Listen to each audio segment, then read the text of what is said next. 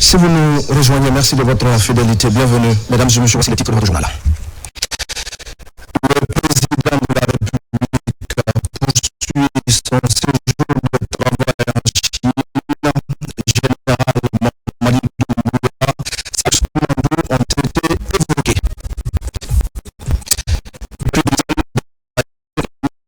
La mise en place effective de la couverture médicale pour les fonctionnaires et retraités du pays, une prise en charge de 80% qui soulage déjà les bénéficiaires des efforts sur lesquels nous allons revenir dans un instant. Nous serons à la fin du journal à Moscou où vient de prendre fin le festival de la musique militaire. La Guinée a été représentée à ce rendez-vous culturel de grande portée, un autre exploit qui porte notre pays sur la scène internationale. Voilà pour le sommaire. Bonsoir à tous. Le président de la République continue donc de rehausser l'image de la Guinée à travers le monde. Après le Rwanda, il y a quelques semaines, le général Mamadi Doumbouya est en Chine. Il doit prendre part, vous le savez, au forum sur la coopération sino-africaine dont les travaux sont lancés le 4 septembre 2024. Mais avant, le chef de l'État a eu un entretien historique de chancelier chinois Xi Jinping. Plusieurs questions ont été passées à revue dans le programme visionnaire de développement socio-économique hautement stratégique. Le Simandou 2040. Marbaï. Ce lundi 2 septembre 2021, une rencontre marquante avec les publics populaires et le président de la République de Guinée, qui s'est tenu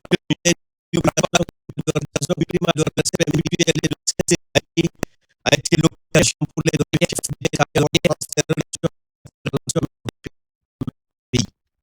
Le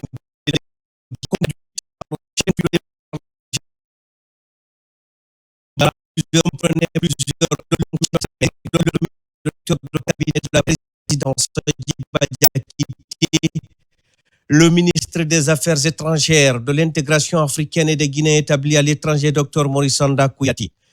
D'autres ministres étaient également présents, à savoir l'Ismaïla international, Bounasila des mines et de la géologie, Dr Jakassi du commerce, de l'industrie et des petites et moyennes entreprises, Mahamadou Abdoulaye Diallo des infrastructures et des travaux publics, ainsi que du conseiller du président Ousmane Doumbouya, le ministre directeur de cabinet de la primature Mohamed Lamine Sissavané et Aminata Koïté, ambassadeur de la République de Guinée en Chine.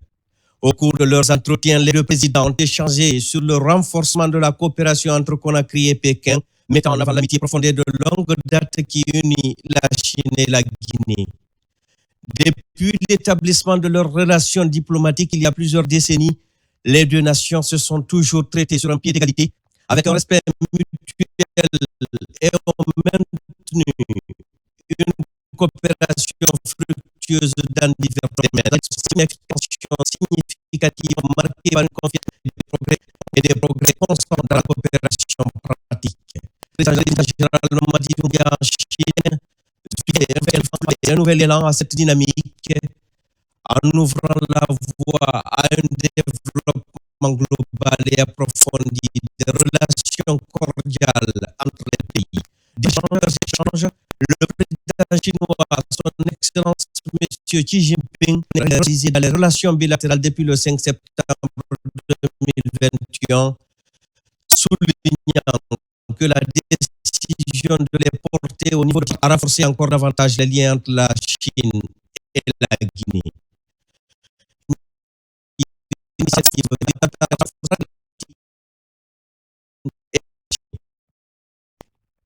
Il a exprimé l'espoir que cette coopération continue d'ouvrir de nouvelles opportunités pour le développement des deux nations et pour la relation amicale. Cet échange marqué par une volonté commune de renforcer les liens, de réaffirmer l'importance de la relation entre la Guinée et la Chine.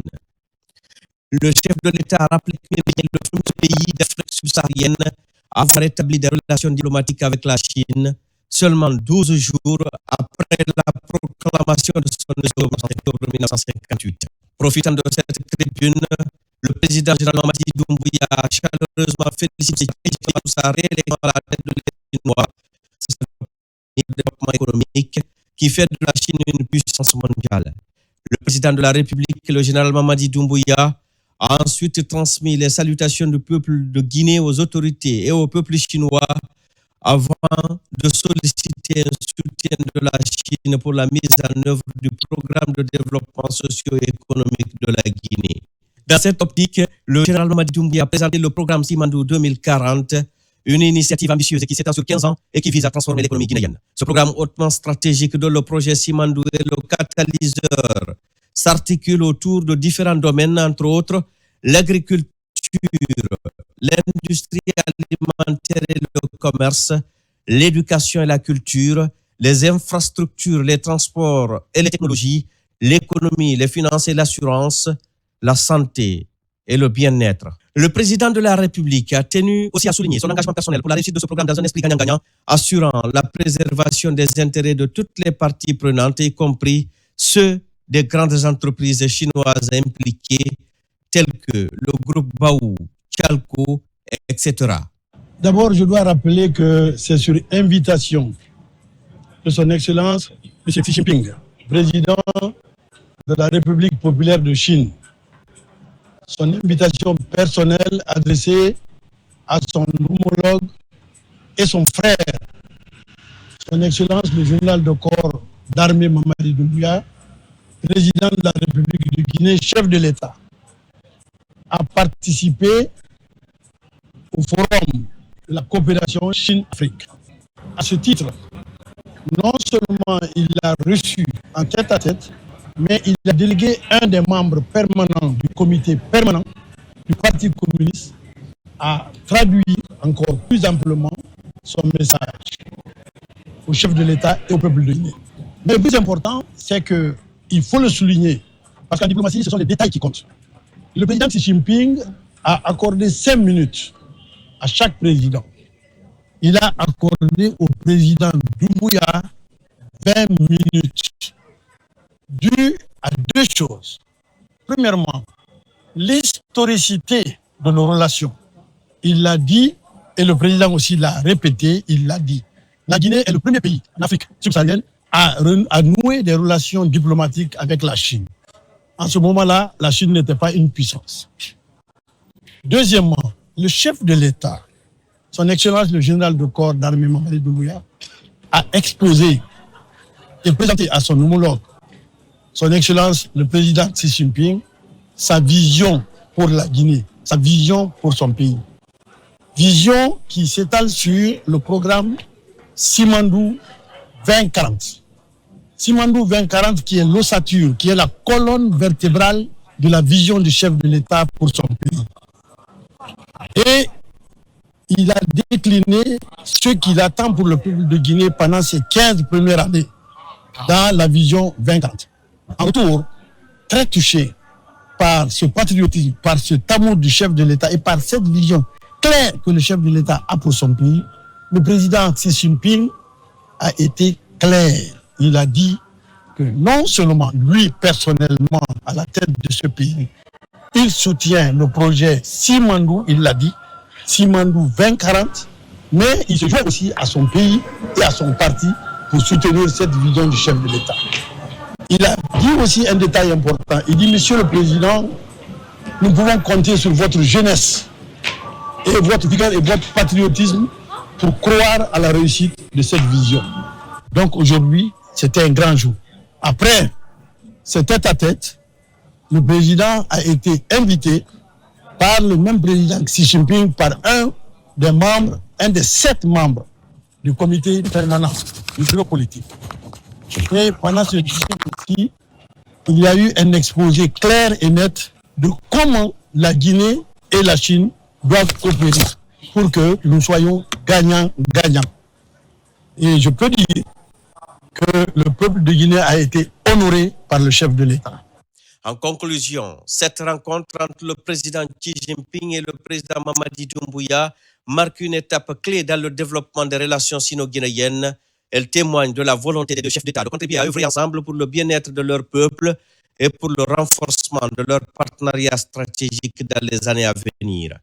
Le chef de l'État, le général Mamadi Doumbouya, jouit d'une autorité planétaire et est reconnu comme un acteur de premier plan sur la scène internationale. Cette reconnaissance se manifeste notamment par son invitation à ce forum sur la coopération sino-africaine FOCAC par le président chinois Xi Jinping. Et justement, vous l'avez suivi tout à l'heure, le chef de l'État a été également honoré par le vice-premier ministre du Conseil des Affaires d'État et membre permanent du comité central du Parti communiste chinois. Un dîner a été organisé en l'honneur du général Mamadi Doumbouya sur instruction de son homologue chinois. Les temps forts de la cérémonie avec Fatoumata Kourouma.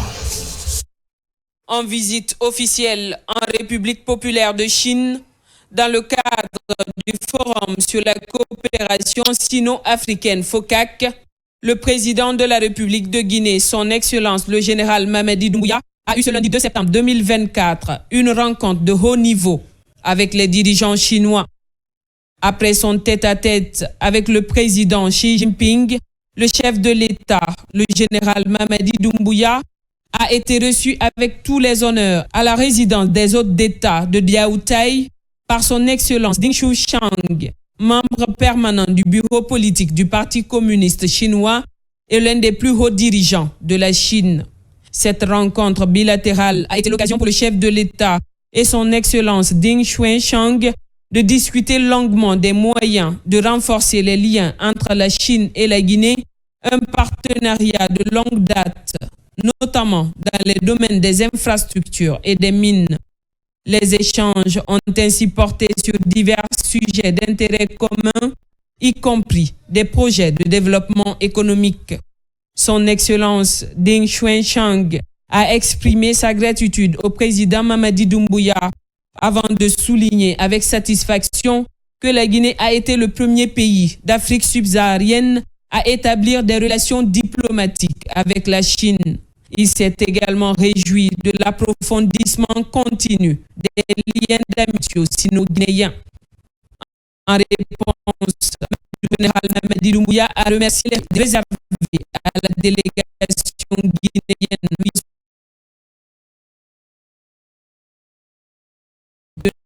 de nations. Le chef de l'État et de plusieurs membres du gouvernement ont par la suite assisté au dîner officiel organisé en leur honneur sur l'instruction du président de la République de Chine, son Excellence Xi Jinping, des liens profonds entre la Chine. La participation du président de la République, chef de l'État, chef suprême des armées, le général Mamadi avec le haut dirigeant chinois, témoigne de l'engagement de la Guinée à renforcer sa coopération avec la Chine. Cette visite officielle ouvre également de nouvelles perspectives et marque un nouveau jalon dans le partenariat stratégique entre les deux nations. Retour en Guinée, mais nous allons toujours continuer de parler de la coopération sino-guinéenne. Le vice-gouverneur de la province de Henan, en Chine, est en visite de travail dans la région administrative de Boké. Les échanges sur place portent sur le renforcement de la coopération entre nos deux pays à travers la signature de plusieurs accords. Des accords de transfert de compétences entre certains acteurs économiques de Boké et la province de Henan. Younoussa Tawel Kamara, Mohamed Mara et Bintou Touré. Dans la région de Boké, plusieurs activités, notamment les mines et l'agriculture, sont exercées par les entreprises chinoises.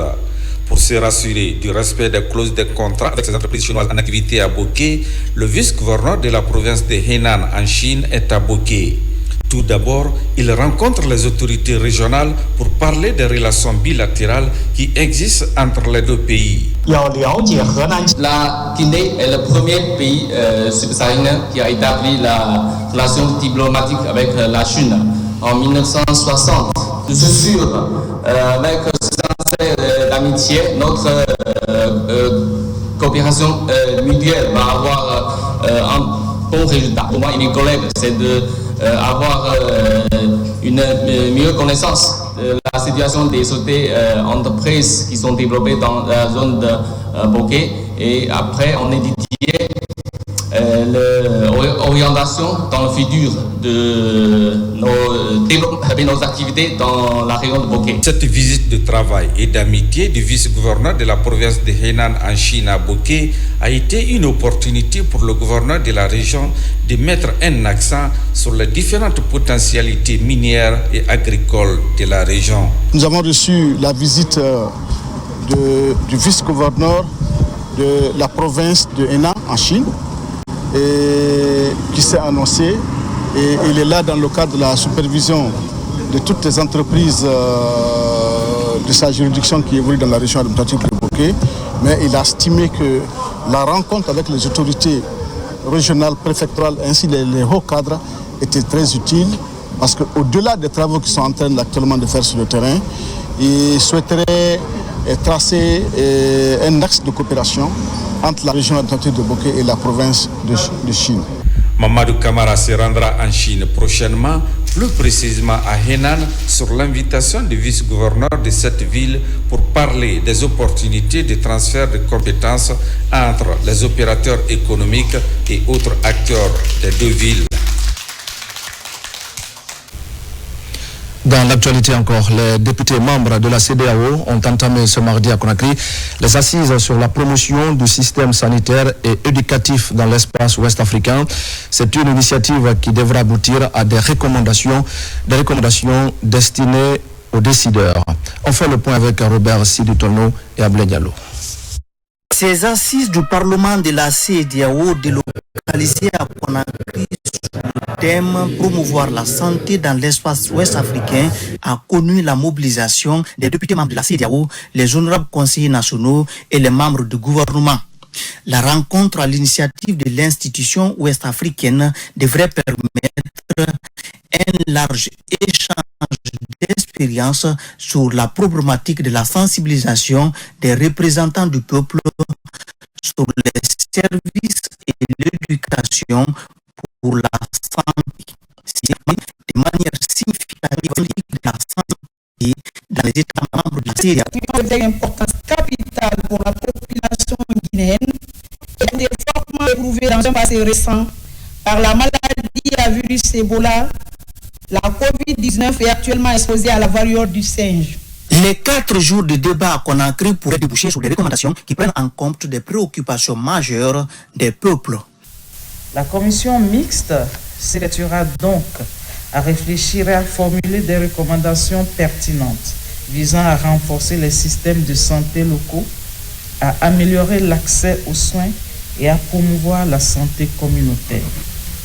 L'éducation pour la santé est un outil préventif fondamental visant à réduire la mortalité prématurée liée aux maladies et aux accidents souvent associés à des comportements et à des habitudes de vie.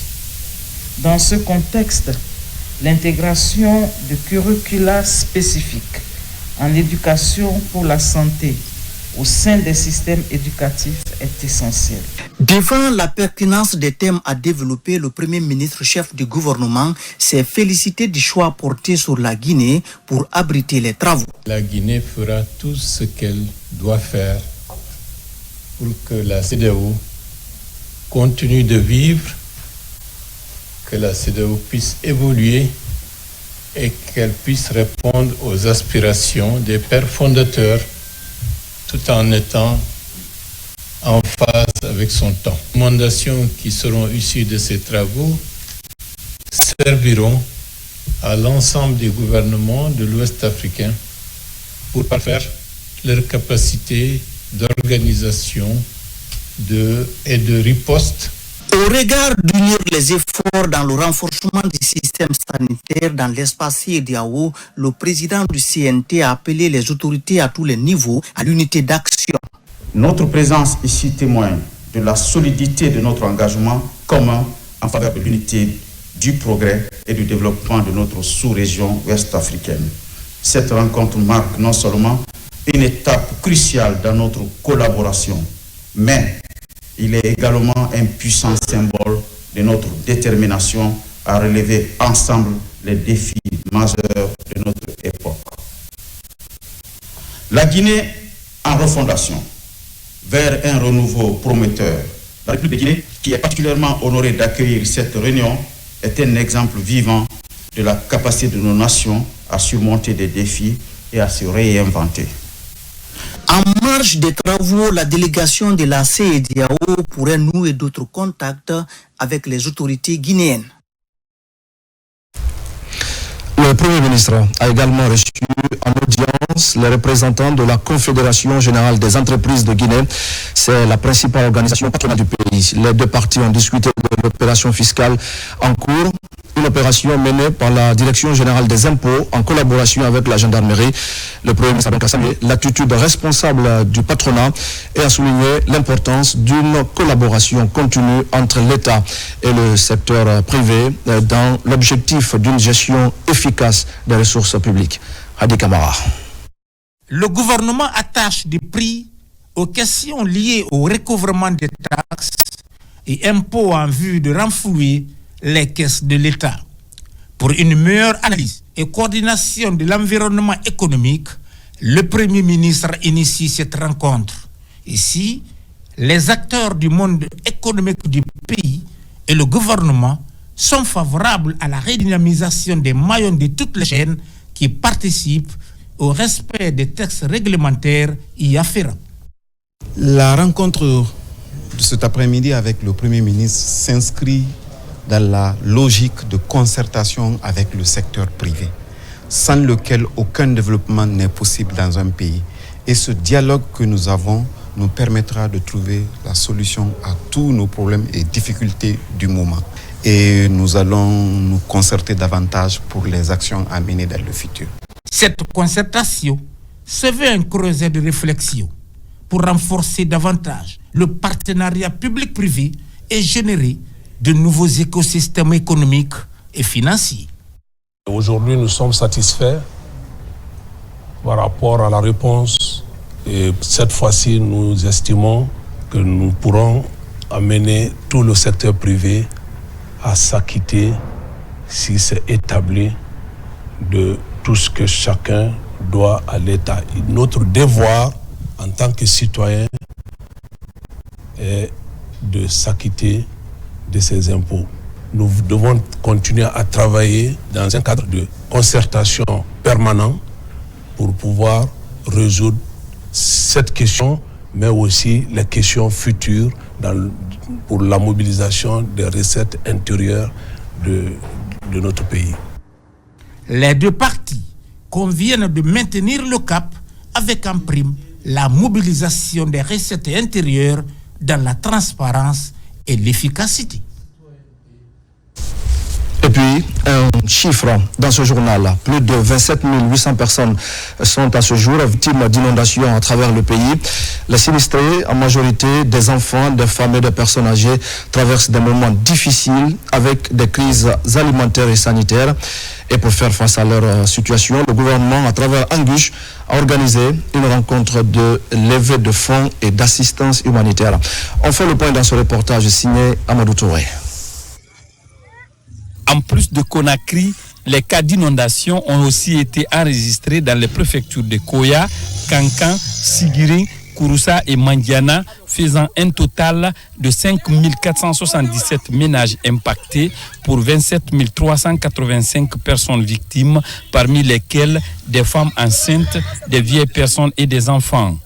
Les mêmes résultats démontrent que plus de 4 800 hectares de champs agricoles ont été aussi inondés, ce qui expose les populations de ces localités à une précarité du point de vue sanitaire, alimentaire et hygiénique. En dépit de ce constat peu reluisant, les secours tardent toujours à venir. C'est pour mobiliser l'assistance de ses partenaires humanitaires évoluant en Guinée que l'Agence nationale de gestion des urgences et catastrophes humanitaires Anguche organise cette rencontre. L'évaluation est en cours parce que, vu le niveau de crue, donc il y a certaines localités qui restent inaccessibles. Aujourd'hui, les partenaires se sont positionnés chacun dans son domaine et dans les jours à venir parce qu'il faut réagir directement, les gens sont dans les besoins. Donc nous sommes en train de faire ces plaidoyers. Il est temps vraiment que les gens regardent pour accompagner l'effort du gouvernement. À cette occasion, des engagements à court, moyen et long terme ont été pris par certains partenaires techniques et financiers pour une assistance urgente d'une part et de l'autre. Le gouvernement, à travers ses services techniques, a également annoncé des actions concrètes. On a eu l'instruction de la part du ministère de la Santé d'activer, n'est-ce pas, le plan blanc, c'est-à-dire c'est assurer la prise en charge gratuitement des cas qui viendraient dans nos structures sanitaires, mais également le QSP, c'est-à-dire un centre d'opération d'urgence pour recueillir toutes les informations afin d'agir. Après avoir fait le constat, il faut quand même agir. Dans ce sens-là, nous, Chambre nationale d'agriculture, nous ferons le devoir de remonter toutes les informations par rapport à l'ensemble des champs inondés. Nous allons nous faire le devoir de faire le suivi par rapport aux décisions qui seront prises et qui doivent normalement être l'assistance à la production et aux producteurs pour éviter des éventuelles catastrophes. Pour la prise en charge des différents cas de sinistres enregistrés, l'Agence nationale de gestion des urgences et catastrophes humanitaires ANGUSH a fait une prévision d'assistance évaluée à plus de 26 milliards 800 millions de francs guinéens. Merci à Amadou Touré pour ces explications. Et puis c'est l'un des acquis du CNRD, la mise en place effective de la couverture médicale pour les fonctionnaires et les retraités du pays. Aujourd'hui, grâce à la Caisse nationale de prévoyance sociale, les agents de l'État ont une prise en charge sanitaire à hauteur de 80%. Autre réforme majeure, c'est la mise en place du registre social unifié au Fonds de développement social. On va voir tout ça beaucoup plus en détail dans ce reportage d'Alpha Isiagaba. Dans le quartier populaire de Dapompa, l'un des acquis du CNRD alimente les débats. Il s'agit de l'effectivité de la couverture médicale des agents publics de l'État. Depuis le mois dernier, fonctionnaires et retraités bénéficient d'une couverture médicale à hauteur de 80%. À l'origine de cet acquis, le président de la République, à travers la Caisse nationale de prévoyance sociale. La couverture médicale, elle est une très très bonne chose. Un fonctionnaire aujourd'hui qui perçoit son salaire et concomitamment sa femme est malade ou lui-même est malade ou un de ses enfants est malade, les 50 à 60% de son salaire vont partir pour le traitement médical. Alors, la différence, le fonctionnaire va vivre dans la précarité pour attendre la fin du mois. Si les autorités de maintenant ont bien voulu alléger cette charge jusqu'à hauteur de 80% sur les fonctionnaires, je pense que c'est très, très, très salutaire. Autre direction, autre acquis, au Fonds de développement social et de l'indigence, la mise en place du registre social unifié fait des heureux. À ce jour, selon les données du RSU, 977 610 ménages y sont répertoriés à travers le pays. L'opération avait mobilisé 1713 enquêteurs. Le RSI est actuellement la porte d'entrée unique pour tous les programmes de protection sociale en République de Guinée. Ce qui veut dire qu'à date, la base du registre social unifié couvre toute la République de Guinée. Les 8 régions administratives s'y trouvent, les préfectures et les communes. À partir du moment que le registre social unifié est mis sur place en République de Guinée, donc tous les autres acteurs devant intervenir dans le cadre de la protection sociale doivent se servir de ce registre pour faire l'extraction suivant les besoins afin d'intervenir et en retour après leur intervention nous envoyer ce que nous appelons désormais la base des bénéficiaires qu'on va aussi loger dans la base globale du registre social unifié. La couverture médicale des agents de l'État est un vieux rêve longtemps exprimé par la population. Sur la table de la CNPS, l'enrôlement des assurés sociaux pour les prochaines cartes d'assurance maladie. L'assurance maladie et la mise en place du registre social unifié sont des acquis du CNRD dans le cadre de la protection sociale. Dans le reste de l'actualité, vers la rentrée des classes, session 2024-2025, le ministère de l'enseignement préuniversitaire est à pied d'œuvre pour assurer une rentrée scolaire réussie. Cet après-midi, des milliers de cartons de cahiers et de boîtes de craie sont acheminés vers l'intérieur du pays. C'est un programme qui vise à doter toutes les écoles d'outils pédagogiques nécessaires à la bonne reprise des cours. Abdul Aziz Baldé. À l'orée de l'ouverture des classes prévue le 25 septembre 2024, le MEPUA travaille d'arrache-pied pour le respect de ce rendez-vous. À date, plusieurs fournitures didactiques nécessaires à une bonne rentrée scolaire sont acheminées vers l'intérieur du pays. Depuis près d'une semaine, cette opération d'acheminement des kits suit son cours pour les autorités éducatives et de réussir une entrée sans fausse note. Il y a déjà un planning d'acheminement qui est déjà tracé. Donc, au bout d'une semaine, nous allons servir toutes les structures déconcentrées, les DPE en craie, en cahier et en matière didactique. Nous avons déjà servi en livre qui récompense à l'orée des examens les cahiers. Donc, cela va contribuer à une bonne rentrée scolaire 2024. Ces kits pédagogiques vont toucher tous les pays, les conditions d'apprentissage, mais aussi la qualité de l'éducation en général. Cette opération traduit la volonté d'abord du ministère de doter des écoles de tous les intrants pédagogiques suffisants, mais aussi pour contribuer à améliorer la qualité de l'enseignement-apprentissage. Donc, à cet effet, les quantités prévues par rapport aux quantités reçues, je crois que le besoin est largement satisfait. Après l'acheminement de ces fournitures scolaires à l'intérieur du pays, le ministère de l'enseignement préuniversitaire s'engage à poursuivre la formation des formateurs et la révision des programmes. Et nous allons parler maintenant environnement. Nous allons rendre tout de suite sur les berges du fleuve Concouré, où l'Union des impactés du bassin vient de restaurer environ 26 hectares de zones dégradées. L'ONG a mis l'occasion à profit pour sensibiliser les communautés sur le respect de l'environnement, surtout dans cette zone à haute importance écologique et énergétique. Mohamed Alpha Baldé commente les images de Yaya Silla. Cette année, le département en charge des forêts compte mettre en avant les ONG locales pour assurer le succès de la campagne de reboisement. Dans la longue bataille pour la protection du bassin du Concouré, l'Union des impactés du Concouré est mise à contribution. L'organisation vient de restaurer plusieurs hectares le long du bassin. Nous sommes là aujourd'hui pour le reboisement, pour finaliser le reboisement qui a été donné à cette association.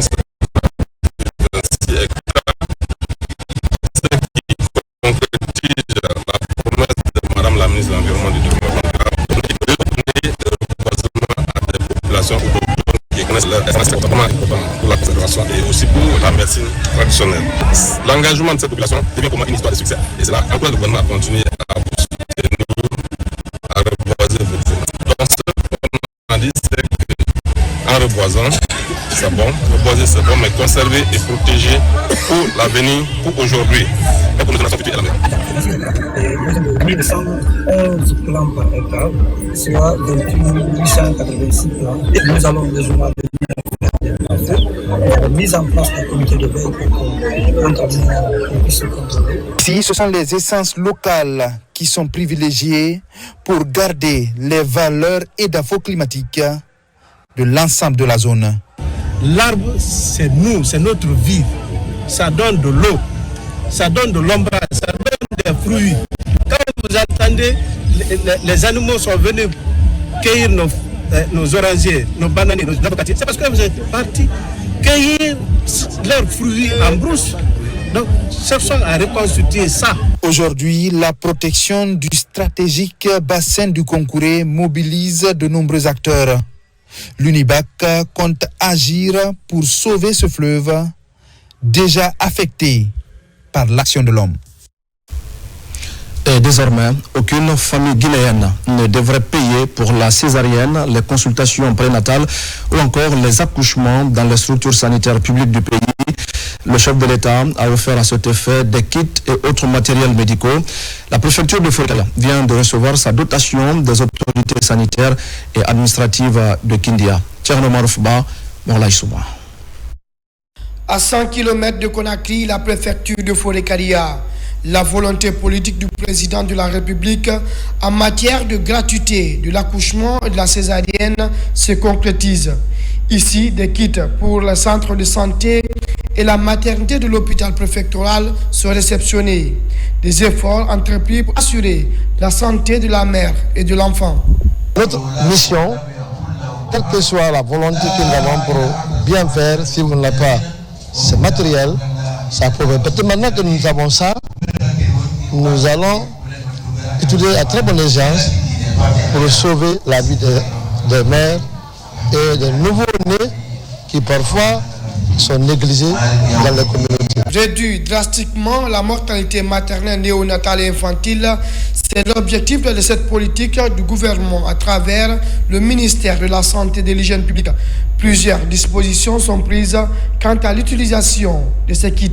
Ces kits qui vont être utilisés pour nos mamans qui donnent vie. Et vous savez qu'est-ce que c'est qu'une vie? C'est pour toute la population et c'est pourquoi Monsieur le gouverneur a accepté, malgré qu'il pleut ou qu'il neige, qu'on soit là pour recevoir ce don. Toute personne du moins qui va essayer tant soit peu de faire de cette kit son besoin personnel, tu vas répondre devant les autorités. Tu vas être traduit sans faille. C'est pourquoi des dispositifs sont mis en place, des dispositions sont prises au niveau du département de la santé, au niveau administratif, au niveau local, à tous les niveaux. Même le dernier Guinéen, au dernier coin de la Guinée, est informé de la gratuité de ces kits. Avec cet approvisionnement en kits SONU des structures sanitaires du Moréa, un grand vide vient d'être comblé dans la prise en charge efficace et rapide des femmes de cette localité. En plus bref à présent et en image, les accidents de circulation continuent d'endeuiller des familles guinéennes. Ce mardi sur la nationale Kouroussa-Kankan, précisément à Sambarala, 3 personnes calcinées dans leur voiture ont perdu la vie. C'est suite à une collision entre une voiture 4x4 dans le Buzer et Toyota Durban. Un drame qui relance encore une fois le débat sur la nécessité de renforcer à tous les niveaux différents mécanismes de sécurité routière pour sauver des vies. Le pèlerinage marial international se poursuit en Côte d'Ivoire. Après la commune de Mans, les pèlerins chrétiens guinéens sont actuellement à Issia. À l'image des sites déjà visités, les pèlerins sont soumis à des prières et à la vénération de la Vierge Marie. Mohamed Lamine Camara est notre envoyé spécial. Dans ce sanctuaire Notre-Dame de la Délivrance d'Issia en Côte d'Ivoire, les frères et sœurs moines vivent dans cette communauté appelée certitude. Ici, la vie de classe, silence et prière. Pour ce premier rendez-vous de prière matinale, les Guinéens et les moines, par des chants religieux, rendent la grâce et la gloire au Seigneur Jésus-Christ pour qu'il repende sa miséricorde. Quand tu arrives dans ce sanctuaire, dès la rentrée, tu sens que c'est un lieu où vraiment il y a la foi. Le silence total, donc qui te pousse à être en communion avec le Christ. Et à la rentrée, ce qui frappe, c'est cette Vierge qui est là, qui nous accueille.